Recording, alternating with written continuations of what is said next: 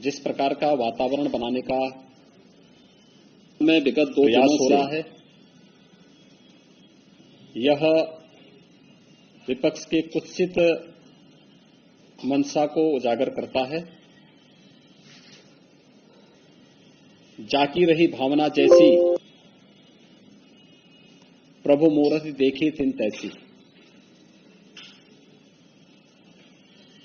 कांग्रेस सरकार अपने समय में जिस प्रकार की हरकतें करती रही हैं, आज विपक्ष में रहकर के भी अपने उन्हीं मंसूबों के अनुरूप आगे बढ़ रही है।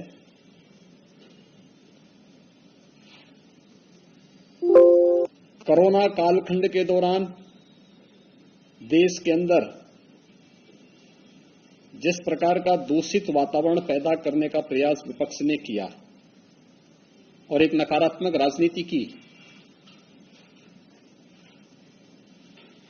लोगों को संबल देने की बजाय जिस तरीके की अराजकता का वातावरण पैदा करने का कुत्सित प्रयास कांग्रेस और विपक्षी दलों के नेताओं ने सेकेंड वेव के दौरान किया था, दुर्भाग्य से जब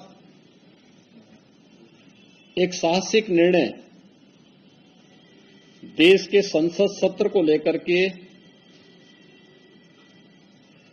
किया जाता है और संसद सत्र प्रारंभ होने के ठीक एक दिन पहले इस प्रकार की एक सनसनीखेज चीजों को परोस करके समाज में एक विषाक्त वातावरण पैदा करने का जो कुत्सित प्रयास हो रहा है, राजनीति के घटते हुए गिरते हुए स्तर को प्रदर्शित करता है। विपक्ष पूरी तरह नकारात्मक भूमिका के साथ में है और उन अंतर्राष्ट्रीय साजिशों का शिकार जाने अनजाने में हो रहा है, जो अंतर्राष्ट्रीय साजिश किसी न किसी रूप में भारत को अस्थिर करना चाहते हैं, भारत को किसी न किसी रूप में अस्त व्यस्त करना चाहते हैं। ये कोई पहली घटना नहीं है। याद करिए,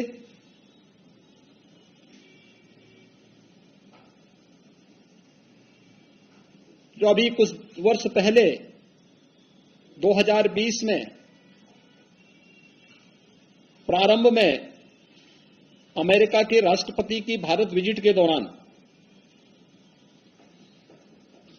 उनके दिल्ली पहुंचने के साथ ही दिल्ली के अंदर हुआ भीषण दंगा का एक साजिश का हिस्सा नहीं था। तमाम विपक्षी दलों के लोगों की संलिप्तता उस दंगे के साथ जोड़ करके नहीं देखी गई थी।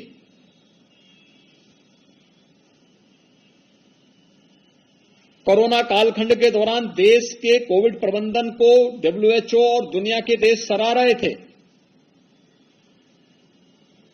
लेकिन भारत के अंदर विपक्ष एक ऐसा माहौल बनाने का प्रयास कर रहा था जैसे कि सरकार इन सभी चीजों से अनभिज्ञ है और महामारी से लोग मर रहे हैं। अंतर्राष्ट्रीय स्तर पर भारत की छवि को खराब करने, भारत को अस्थिर करने के लिए जिन मंसूबों के साथ विपक्ष कार्य कर रहा है, यह अत्यंत दुर्भाग्यपूर्ण है। अनेक ऐसे अवसर आए हैं जब भी देश के अंदर कोई महत्वपूर्ण कार्यक्रम होता है, उससे पहले विपक्ष किसी न किसी साजिश का शिकार होकर के देश के खिलाफ या दुनिया के अंदर भारत के खिलाफ माहौल बनाने के लिए किसी न किसी षड्यंत्र का पार्ट बन जाता है। संसद का यह सत्र अत्यंत महत्वपूर्ण सत्र था और मुझे तो आश्चर्य होता है, ये परिपाटी रही है संसद सत्र में, क्योंकि लगभग 19-20 वर्षों तक संसद के अंदर कार्य करने के लिए का मुझे अवसर प्राप्त हुआ था। भारत के लोकतंत्र की सबसे महत्वपूर्ण प्रहरी और सबसे महत्वपूर्ण स्तंभ देश का संसद है। एक आम नागरिक की आवाज को उस मंच के माध्यम से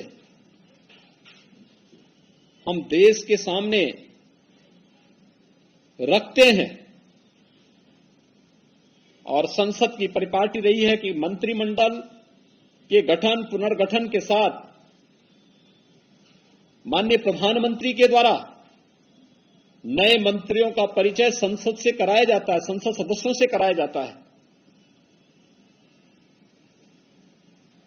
आपने देखा होगा मंत्रिमंडल के परिचय के कार्यक्रम में ग्रामीण पृष्ठभूमि से जुड़े हुए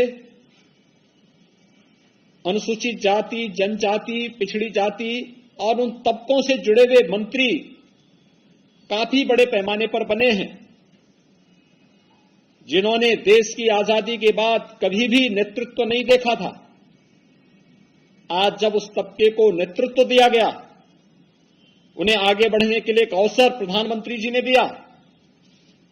और उन सभी माननीय मंत्रियों के परिचय संसद सत्र प्रारंभ होने के साथ ही संसद के अंदर होता। विपक्ष कोई रास नहीं आया।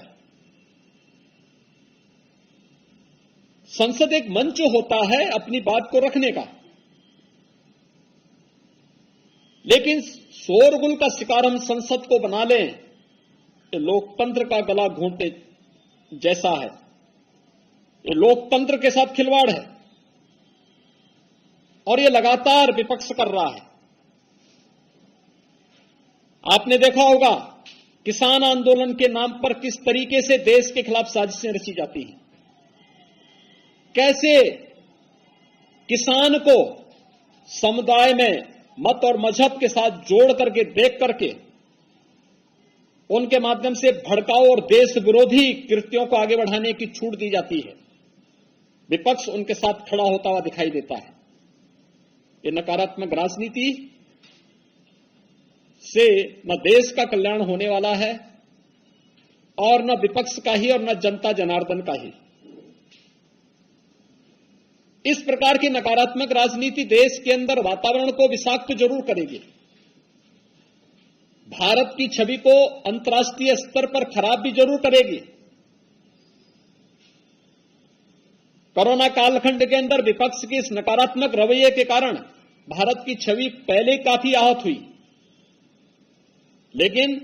अपनी नकारात्मकता से विपक्ष आज भी बाज नहीं आ रहा है। तथ्यहीन झूठे आरोप लगा लगा करके देश के एक यशस्वी नेतृत्व को बदनाम करना,